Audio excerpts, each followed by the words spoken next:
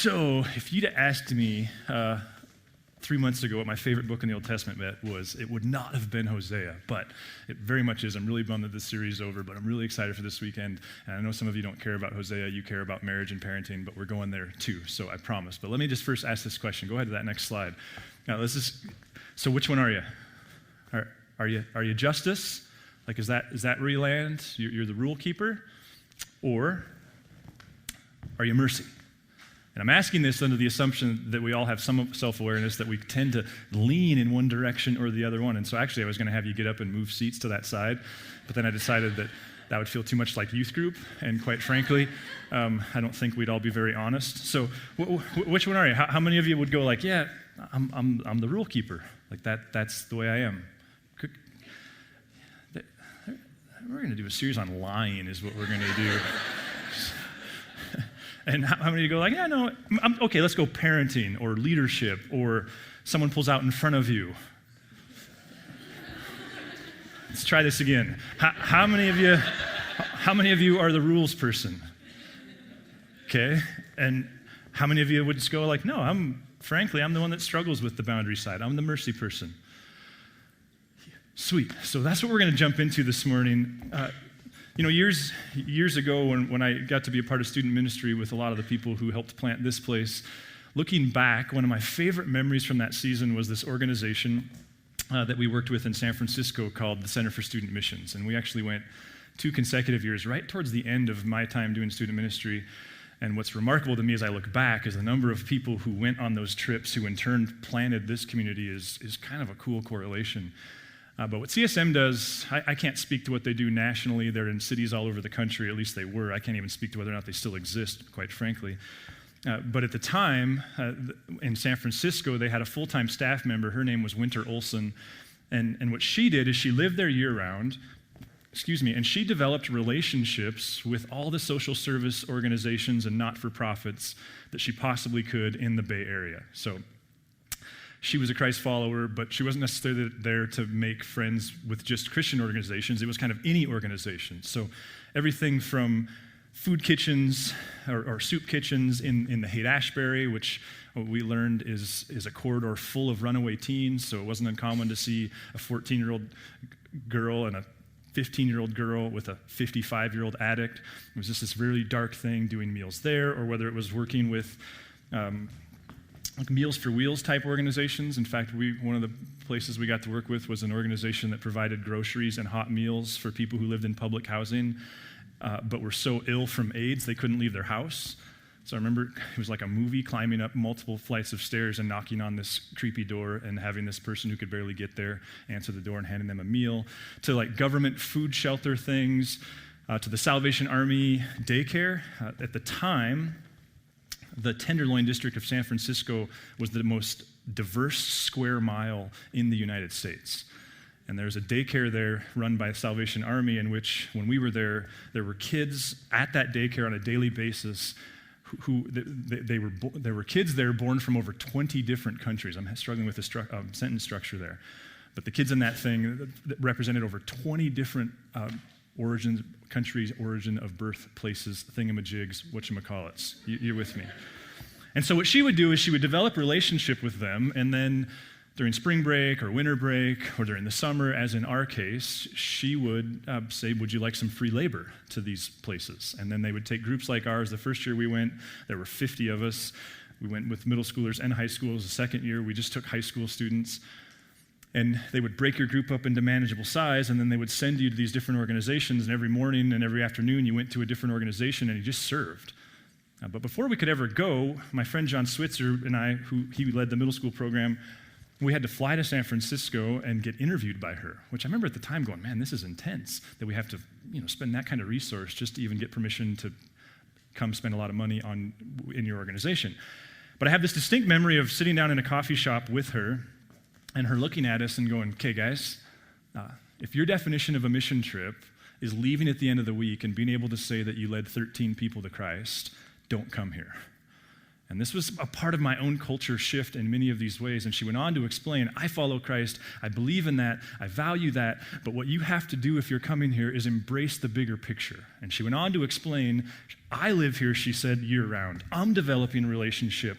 I'm trying to make Christ look good. This is obviously an incredibly diverse city that, quite frankly, is pretty antagonistic towards all things Christianity. And so your role, should you choose to accept, like Mission Impossible, and at the time it maybe felt a little impossible, is to show up, put a towel over your arm, serve your butts off, keep your mouth shut, and if someone asks you about God, okay, then you can have that conversation, but otherwise, that's not your role. And it was a remarkable experience, and like I said, now you can see, like even in our recipe, part of our recipe as an organization is to partner with unlikely organizations and individuals, so lots and lots of stuff came from that. Well, the other thing that came from that was a pretty hard lesson on justice and mercy for me. Because one of the tricks of leading students, 1,200 miles away, we lived in Billings, to San Francisco, we would drive to Winnemucca and spend the night there, and had never even heard of Winnemucca, and then we would drive to San Francisco. Part of the challenge is, of course, you're gonna take kids to San Francisco, and so you're filtering for, I just want to go to San Francisco. And not necessarily I want to work hard, or not necessarily that I have this kind of personal mission from Christ that I feel connected to, that I want to go serve people in that regard, but I just kind of want to go to the mall on Saturday. And so we had a pretty robust application process, interview process with the leaders. The other trick was our funding model was that we didn't charge kids an individual amount. There were some people in the church who would organize manpower, student power, and so you could hire students to help lay sod in your yard or help clean windows or watch your kids, and all the money just went into one pot, so it was an all skate, everybody skate kind of experience. So the other danger was if you took a slacker, they might do nothing and then show up in August and go, when does the bus leave? So we had some pretty strong rules, and one of those was we have all these trainings, and if you don't make it, you're not going. And of course, there's room for grace there if you let us know, but if you just start blowing off meetings, you're not coming with us. Well, I think it was the first year, I can't remember actually, there was a gal who, quite frankly, I was kind of hot and cold on whether or not it was the right thing for her to go, who didn't show up, I think, for the first meeting. And for me, in case you're wondering, I live over here. I was like, and it's not that I liked it, but I was like, you're not going. And I told her she wasn't going. And then I got to tell her dad she wasn't going. And then her dad called my boss, Vern, and Vern called me into his office, and he's like, no, she's going. You're wrong. And Vern's very much a mercy guy. At least that was my experience of him. And I was really upset, felt a little bit trodden upon and overstepped. And I remember calling my friend and mentor Fred and processing it with him, and I'll just never forget him saying, Adam, there may be a hill to die on someday, but I don't think this is the one. Here's my thing. I think Vern was right. In fact, I pretty much know he was right. Like to give a sophomore in high school a break and go, yeah, you missed a meeting, you still get to go. I think that was the right thing. But in some ways, that doesn't help me. And maybe you feel the same way. Because that's the trouble, right? When do we know which one's right? And how do we know in hindsight that we picked the right one? There's this infuriating tension. And what I want to do this morning, and the reason why I say I've fallen in love with this story of Hosea, is I think Hosea invites us into this tension, not in a way that gives us a slot machine where we enter problem and pull handle and boom, here's the solution, but that gives us story. I heard N.T. Wright say something in a podcast I was listening to yesterday that was so helpful, where he was talking about other faiths and other religious books, and he said, here's one of the things you have to understand that's unique about the Bible. And I'd never heard this or thought about this, but he said, the Bible's not a bunch of rules, and it's not a bunch of isms, and it's not a bunch of moral absolutes. It's a story about God and people and how those things interact and where things are headed. And I think if we stop trying to look for the answer, but start looking for the story, I wonder if in the excruciating, infuriating tension of the mercy and justice thing, if maybe it helps us go, okay, what if it's a story about a people who very much know that tension? In fact, what if it's a story about a God who, while not human, does experience emotion and does know the difficulty of parenting within this scenario, of getting pulled out in front of when you leave here in this scenario, of leading and charting a course and being a person. He knows what it's like, perhaps. I don't think God sleeps, but for the sake of metaphor, to lose sleep over, did I do the right thing? And did I pick the right thing? And how do I make sense of this thing? So here's what we're going to do this morning is I'm going to exercise my gift of plagiarism in order to try to recount a couple different conversations that I've had with my friend and former professor, Dr. Stephen Delamarter, that's kind of made, for me, this puzzle is starting to come together in ways that it hadn't in a while. And I think the how do we navigate this in real world stuff, not just in our head, is also starting to make a little more sense. So I said at the start of the series, it was a conversation with him on Zoom that really kind of solidified this series of this, is God worth it? And by the way, part of where I'm thinking that is God worth it? Well, if someone could help us live in this tension and make sense of it, that would make God worth it, wouldn't it? And so at the start of the series, he kind of led me through some stuff. One of my notes that I had to work with for this week's message when I sat down is I had this note, and in fact, I said it to some of you, where Dr. Delamarter had said to me, the Mount Everest of the Bible is in Hosea. Now, that's a pretty big claim, whether you're familiar with the Bible or not. A book this big with font that I'm learning 40-year-olds can't even read, that's a huge claim no matter what text you're pointing to. And so in this effort, I was starting to revisit those notes and try to piece the puzzle together, and I was like, wait a minute, I don't want to put words in his mouth. Did I hear that wrong? That's such an obtuse thing. I've been to seminary for multiple years, have never heard that before. And so I texted Dr. Delamarter hey, could we talk this week? And this is the kind of guy he is, and he's going to be here in October, and I can't wait for you to interact with him again. He's like, how about now? And so at 9:30 in the morning on Tuesday this week, I was sitting in a Zoom session with him, and I said to him, okay, Dr. Delamarter, you had said that Hosea 11 is one of the Mount Everests of the Bible. Or you had said it was the Mount Everest of the Bible, and he said, I just blew that story, I said it was one of them. And I went, see, that's why I'm here. I didn't want to exaggerate this. And I said, what do you mean it's one of them? And he said, well, Adam, one of the other ones is Jonah. Go back, sorry, yeah. One of the other ones he said is Jonah. Now, you may or may not know the Bible, you may or may not know the story of Jonah, but you probably are familiar with it because Jonah's the one where Pinocchio and Geppetto, remember they're in the whale and then they light the candle. Remember, it's not actually Pinocchio, but it's similar. It's a story and it's just as obtuse of this guy named Jonah who gets swallowed up by a fish and hangs out there for a few days and has sushi and then gets spit up on the beach. Had never thought of that before, but I wonder, because by definition he would have had access to sushi, right? And seaweed. So the whole deal, he could have had everything but the rice. But the story, he said, Adam, the story of Jonah is what? And I said, well, you're the professor, you tell me. He said, the story is about a guy that God calls to go to a city called Nineveh, and that city represents the worst of the worst of the worst, and he doesn't want to go. And why doesn't he want to go, Adam? And I was like, I don't know, because he doesn't like Ninevites. And he said, no, because he knows God to be merciful.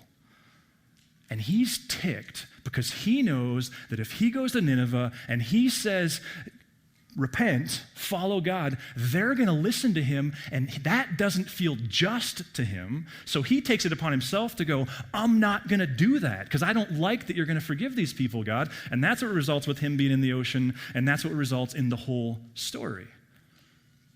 A God of mercy, but maybe not so much one of justice. The other one, he said, Adam, or another one, Exodus 34. Now we can go there, Teresa, thanks. And we did a whole series on this here a bit ago, a series where we plagiarized this book called God Has a Name, or something along those lines. But here we go. Man, I can't read either one of these. I've really got to. I'm going to read from that. I'm serious. This is bad. I got to figure this out. Next week, I'm going to have my readers. The Lord. So this is one of the most pretty important spot in the narrative. The Lord, the compassionate and gracious God, slow to anger, abounding in love and faithfulness, maintaining love to thousands, and forgiving wickedness, rebellion, and sin. Yet he does not leave the guilty unpunished. He punishes the children and their children for the sin of their parents to the third and fourth generation. So which is it? And we're right back to that question, aren't we? This question of, oh man, I lost my, well, I guess I can't. I was going to whiteboard it. Lost my marker. Mercy, justice. And here's the way Dr. Dellenmeyer said it. Part of the question of the Old Testament is it's like a Venn diagram. We know what's there. We know what the circles consist of, mercy and justice. What we don't know is the magnitude of each circle. And what we don't know is how they fit together. And part of the debate that we're reading when we read about Jesus' day is this debate about which one is God. Is he merciful? Is he just? Oh, Teresa found my pen. That's very kind of you. Was it back there in the booth? Yes. Man, welcome to the dress rehearsal of Narrate Church. Thanks, Teresa. Part of the tension of the Old Testament, he's saying, is this: how do they fit together? Because if you're an outsider being honest, to say, well, it's 50-50. I'm the king of the 50-50. I'm the king of the it's both and. I love that answer. But how do you parent in the both and of mercy and justice? Is it every other? Okay, every other time I'm going to go justice, and every other time I'm going to go mercy. I mean, is it some kind of formula? Part of what they're looking to is, God, how do you do this? And that's where we jump into Hosea 11, a story that we introduced a couple weeks ago, and you're always welcome and encouraged to grab the podcast should you need to, but I'm really excited to talk about Hosea 11, so I'm just going to get started. Here we go, 11:1. When Israel was a child, I loved him, and out of Egypt I called my son. Who's speaking here? It's God. And more specifically, what's God's role? Part of what we're going to see in Hosea 11 is it's a really short movie with one actor who plays three parts. What role is God playing here? It's God the Father. So we have God the Father saying something. But the more they were called, the more they went away from me. They sacrificed to the Baals and they burned incense to images. It was I who taught Ephraim to walk, taking them by the arms, but they did not realize it was I who healed them. I led them with cords of human kindness and ties of love. To them I was like one who lifts a little child to the cheek, and I bent down to feed them. What's happening here? Well, what's happening here is a law from Deuteronomy that says if you have a rebellious child, your job is to take that child to the city gates and present your case that they're being rebellious. Here what you have is God declaring Israel is being rebellious in front of the judge. Act 2. Excuse me. Will they not return to Egypt? And will not Assyria rule over them because they refuse to repent? Now who's speaking? And you're going to see God has changed roles. Now it's God as judge. So God as Father presents this case against his Son as being immoral. Now God the judge is hearing the case. But notice also the tense has changed. Like now we're in future tense. A sword will flash in their cities. It will devour their false prophets and put an end to their plans. My people are determined to turn from me. Even though they call me God Most High, I will by no means exalt them. This is the proverbial like open and shut case. What's going on here is now God the judge is saying they're guilty. Clearly they're guilty. And clearly what their guilt brings upon them, what it earns them is justice. They got to follow the rules. Act 3. How can I give you up, Ephraim? How can I hand you over, Israel? How can I treat you like Admah? How can I make you like Zeboim? I have no idea how to pronounce those names. My heart is changed within me, and all my compassion is aroused. What's happening here? Here's the way Dellenmeyer says it. Now, sorry for the emotion, now you've got the judge back in his chambers going, I can't do it. Now you've got this judge full of self-doubt. Now you've got this judge who is reassessing his identity, going, I can't follow through with it. I can't do this to them. I will not carry out my fierce anger, nor will I devastate Ephraim again. Watch this. For I am God and not a man, the Holy One among you. I will not come against their cities. What is this? God the parent going, sorry, I can't. See, the axis of the balance and the whole 50-50 and which one does God weigh more? Hosea 11 to some represents this decisive bit of the narrative that says this God has a profound character flaw. And it's that he's not just, because instead he's merciful. That part of what the Old Testament narrative is wrestling with is God can't be both. That can't comprise his character. It doesn't work. That this God is making this decisive statement, I err to the side of mercy, which means what? It means I'm not a very good judge when it comes to justice. This last Mother's Day, when Dr. Bruner was in town, some of you will remember he spoke ironically on God the Mother, and so we're reminded that many of these roles are metaphors, not to be taken too far. But I purposely, one of the days, he stayed like a week afterwards, and I got permission to share this story, but I purposely arranged this walk where actually we hiked up Mount Ascension with him and Jack Oberweiser. And part of my rationale there, quite frankly, is I think Jack Oberweiser is salt of the earth and just this profound person. Many of you know him. He's a retired professor from Carroll, and like many of you, he's just done a lot for our community, and I just thought those two would connect really well. And so we're hiking up Mount Ascension. My agenda was to talk about shame, which we're going to do a series starting in September called Death by Self-Talk. And so I kind of curated this conversation about shame. But then the other piece of it, of course, was getting them to know each other. And if you know anything about Jack, part of what you need to know about Jack, and this is what Dr. Bruner started to learn about Jack, is that he was the youngest person to ever be licensed to be a foster parent in the state of Montana. It was when he was a college student and had 3 roommates. He was single, and they started fostering kids. And over the course of Jack's life, he and his wife have fostered numerous kids, adopted many of them, and today the guy barely has a shirt on his back because of the way he serves his kids and his grandkids and his great-grandkids. It's nothing short of remarkable. So Jack's talking about all this, and he's talking about the dynamics and you know, the mercy and the justice of parenting and grandparenting and great-grandparenting, and we're just having this conversation. And finally, we were just about to crest Ascension, and I said to him, I said, Jack, do you ever wonder if you're an enabler? And he said, like, that fast, like not in a way that was defensive, but in a way that he had thought a lot about this. He said, I have thought about that. My problem is the definition of enabling and the definition of Christian charity are like the exact same thing.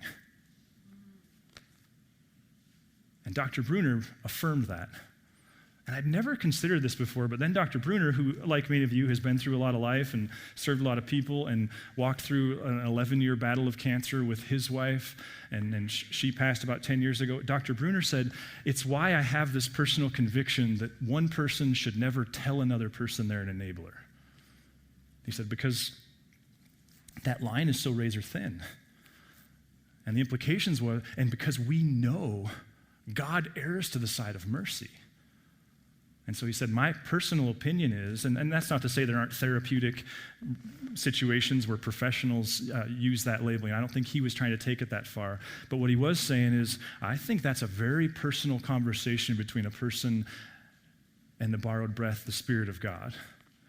Because that line is razor thin. What if that's the tension that we have in the text? What if that's part of what we have going on here?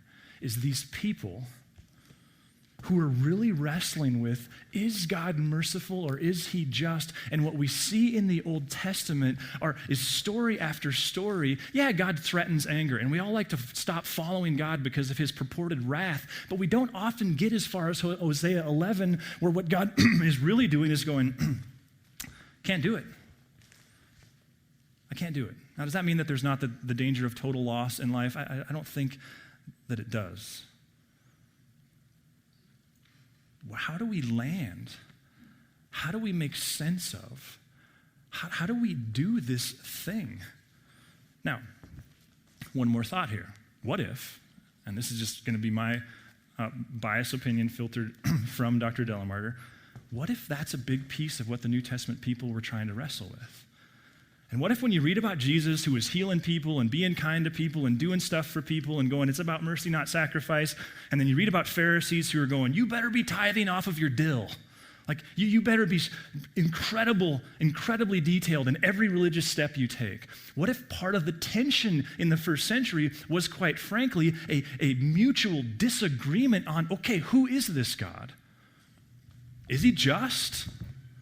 Because it would sure seem like that's what the Pharisees were representing. This God ultimately cares about justice.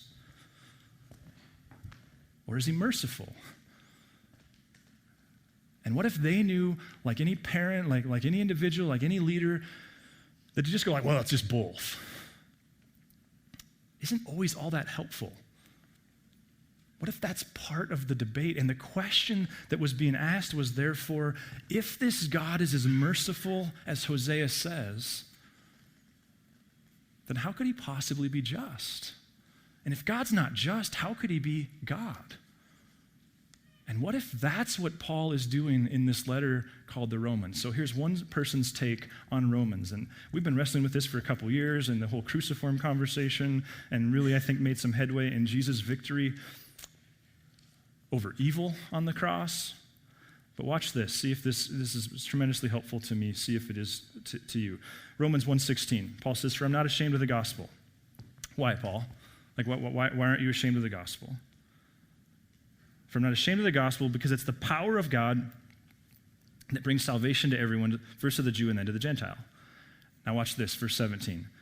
For in the gospel, the righteousness of God, the justice and righteousness of God is revealed. To which you go, okay. In other words, what if what Paul is doing here is going, the cross finally made sense of what it means for God to be just? And to which you go, okay, Paul, how does the cross do that? And the infuriating thing about reading the book of Romans is Paul makes that point, and most would agree that the real thesis statement, the why he's writing the letter, is found right there in verse 17. Problem is, he takes this big kind of swing around and this tangent where he first demonstrates that everyone needs God's mercy because we're all broken. And everyone needs God's justice because we're all broken. And in 3:21, he comes back at it. Watch this. But now, apart from the law, the righteousness of God has been made known, to which the law and the prophets testify. The justice of God has been made known. How, Paul? Watch this. God presented Christ as a sacrifice of atonement through the shedding of his blood to be received by faith. This is the part, I'd never seen this before. He did this to demonstrate his righteousness, his justice. Why? Because in his forbearance, he had left the sins committed beforehand unpunished. They're pointing us back, Paul's pointing us back to Hosea, where Hosea keeps saying, no, God's merciful, and therefore he's not just. To which you go, okay, so how does the cross make God just? Well, what if what Paul's saying is, here's why the gospel makes so much sense to me. The gospel solves the need for God to be just. How? Because God was just on himself. His son bore the penalty for our iniquities.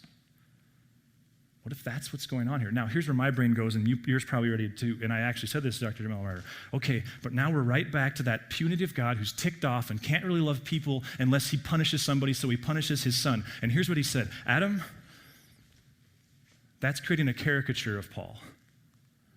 He said, we have to operate on the assumption that if Paul thought God was this punitive, ticked-off God who had to punish someone in order to love people again, we have to operate on the assumption, if we take a high view of Paul, that Paul would have went, I'm out. I don't want anything to do with that God. That there's something else going on. And the metaphor he's working with is that this God is merciful, and therefore he's not just. And what Paul's working out, and here's the bottom line, if you're getting lost, here's the way Dr. Dellamar would say it. God's character is mercy. At the core of who he is, he's merciful. But his core values are justice. He said, it's kind of like this, Adam. He said, it's like when someone says to someone who's pro-choice, you don't really care about babies. Or it's like when someone says to someone who's pro-life, you don't really care about kids who are born in these horrific circumstances and all the details that come with that. He said, in both cases, what you're doing is taking the lowest possible view of the person who holds a different opinion than you. And you're winning your argument through caricature, by assuming the worst. He said, if we take a high view of Paul, then what we see is that he didn't see God as this ticked off, angry God who had to punish someone. The metaphor he's working with was that the Old Testament demonstrates rather scandalously over and over and over again that this God is merciful. And the infuriating tension is, but then how can he be just? See, here's what we know as parents, as leaders, as people who drive cars down the street, as people who call Verizon. What we know is that if a person is all mercy, that's not good. And if a person's all justice, that's not good. And that what if God doesn't give us this slot machine by which we enter our problem and pull a handle and boom, out comes the solution to your parenting quandary. Out comes the solution to wherever it is you're wrestling with this. What if what God gives us is a story? The revealing character of God's self, his people, and ultimately what God gives us is relationship. And that it doesn't mean that when we have to make the decision between these two poles, it's going to be easy, but what it means is we don't make it alone. It means that spirituality is about about far more than where you end up when you die. It's about a relationship through which you navigate life, which is why there's a church, a people, a community. It's why there's a text, a Bible. It's why there's the borrowed breath of God. That there's not an easy solution to this, but we make it knowing this God's character is mercy, and his core values are justice. And no one knows better than God the tension and the pain, the at times infuriating responsibility of navigating these two things. But we just don't do it alone. What if God and his character is merciful? Can you imagine how things would change for you if you operated on that assumption? The way your self-talk would look, the way you try to live that out. And yet, what if this God is also a God who values justice? Could you imagine how that would require you to draw near, to have relationships, to ask questions, to know that there's no getting around, that there's an infuriating responsibility, and to become a person who's all one or all the other is a disaster. So, hoping this helps you navigate all of this, I'd like to pray over you, and we're going to sing one more song. God, I just actually thank you for Dr. Delamarter and his profound, lifelong commitment to understanding the bigger scope of the text. And God, it's a little annoying that you just don't give us easy answers, but it's also a little bit refreshing to know that the answers don't come easily to you either. That you're not inviting us to be a part of a system. You're inviting us to be in a relationship. And that the scandal of Jesus' life and death and resurrection was that this God errs to the side of mercy.